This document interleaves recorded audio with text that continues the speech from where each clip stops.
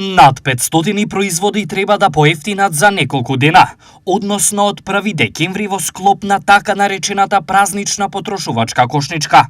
Во новогодишната кошничка ќе имаме преку 500 производи со намалени цени.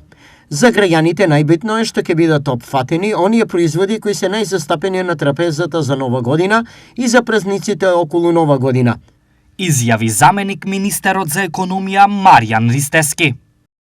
До овој момент, списокот на производи не е познат, но што најмногу треба да поевтини граѓаните знаат. Тие што највише ги употребуваме, мислам на храна, значи зетин, брашно, шекер, тие работи. Прехранбените производи. Например, сите прехранбени. Се е скапо. Сите кои? Треба се да се намале, во е многу качено. Па се е качено, совместно, се е качено. Овошето треба да се намале, највише.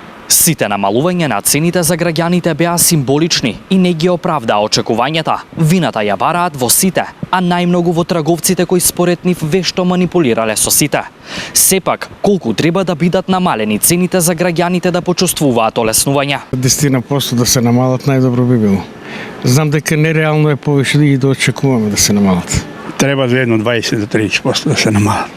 Еве, нека не е 50%, нека е 30%. 20%, 30 многу. Најмалку 30. Би требало најмалку 15%. Реално намалување на цените очекуваат и од ССМ.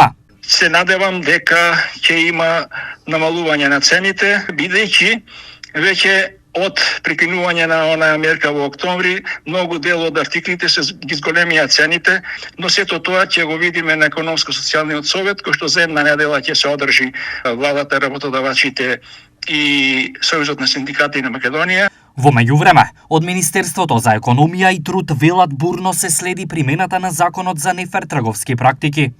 Со владата и со Комисијата за заштита на конкуренцијата ќе гледаме да донесеме соодветни одлуки кои ќе бидат во интерес и на производителите и на добавувачите на маркетите и секако во интерес на потрошувачите, рече Ристески.